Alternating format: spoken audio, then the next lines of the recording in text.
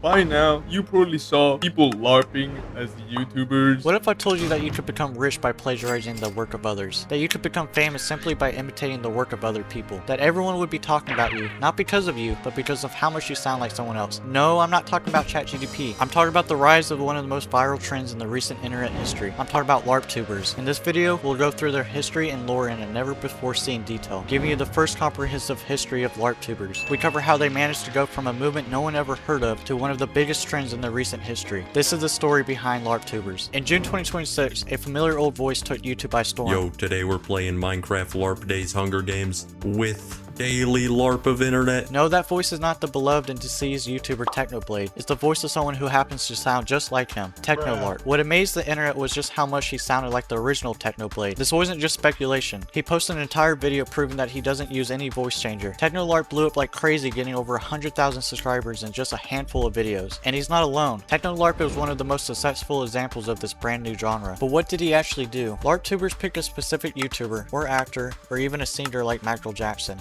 and then they make content that is similar to the original. Or for musicians, they make similar music, or similar music videos. Michael Larpson's Beat It version got roughly 200,000 views after just 2 weeks, producing what I can only describe as some of the worst music I've ever heard. Other LARPing musicians have higher aspirations, no offense. The LARPing Tombstone has gotten over 200,000 subscribers off of just 3 songs, which sounds eerily like the Living Tombstone, which is the band they're LARPing as. So now we understand LARPTubers, but where did it come from? The genre of LARPtubing was formally invented on May 18th, 2026 by Larpiplier, and it didn't come with a big splash. He got only 45,000 views on its first month, which is good, but it's nowhere near the heights of the LARPers today. A little over a week later, on May 26th, we see another LARPtuber appear on the scene. Larpy is here. This man imitated the formerly famous and then banned YouTuber, Leafy is here, sporting a similar voice and a similar CSGO surfing content like Leafy used to post. Alright guys, before we get too deep into this content LARP, there are some things that I can't show from his video. Larpy is here offers something that no other LARPer could offer, the return of a previously banned creator. Leafy is here was banned years ago, and since largely become unseen by the platform. Despite this, there are still numerous fans of his content. In a way, Larpy is here is a way for viewers to watch Leafy without viewing the OG creator. It's a legal form of ban evasion.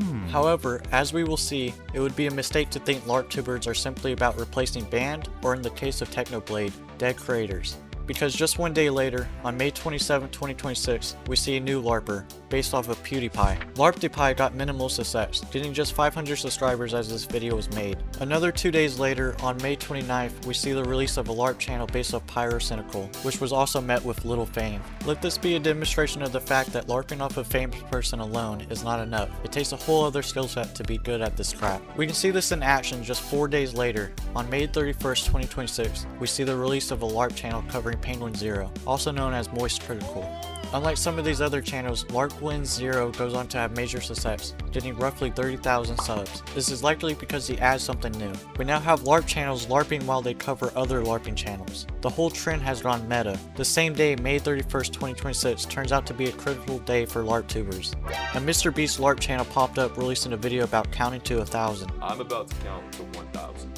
Show this video to Larpiplier. This channel has now gone on to gather over 12,000 subscribers. Dan TDM also got his form of LARP, called LarpTDM, which also gained over 11,000 subscribers. Once May switched into June, things changed for the LARPing community. The transition from May to June marks the distinction between what I call the first generation LARPers and the second generation LARPers. As of May 31st, these LARP channels had little attention on them. Now that June was here, things changed fast. LARPtubing became organized, and you may have seen it on your For You page. LARPTubers organized around the LarpTube Discord, which has thousands of members, and appears to have been released to the public on June 4th. Who is behind this Discord? It appears to have been released by none other than TechnoLarp himself. The rise of this community coincides with the rapid rise of the LARPing and the Minecraft audience. And this was no accidental mistake.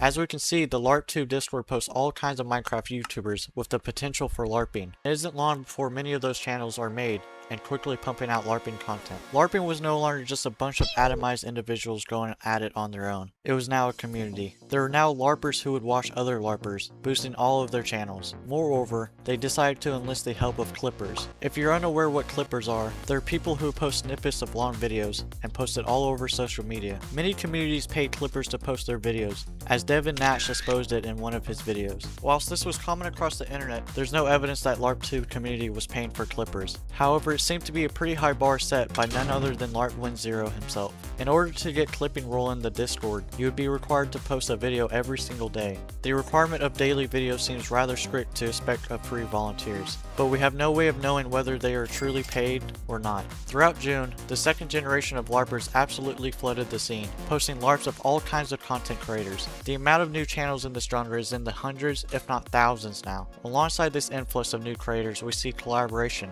For example, the LarpTube community organized a Hunger Game LARP, where creators could act like the whole Hunger Games YouTubers from 10 years ago. We also see talks of setting up a LARP SMP, known as LarpSteel SMP.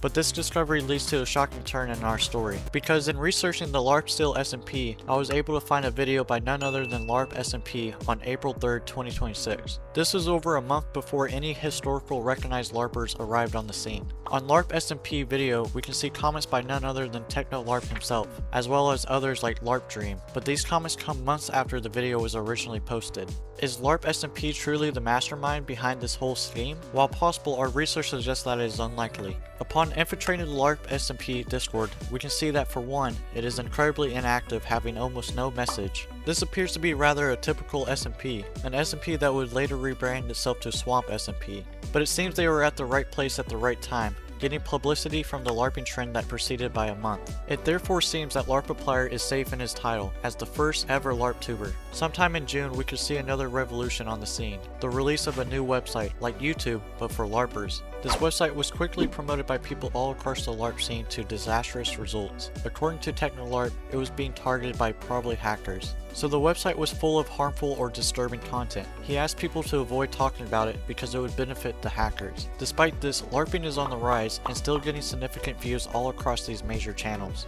Given that they're pretty much just copying the work of others, and that their whole channel is based off of pretending to be someone else, isn't there something unethical about this? Possibly.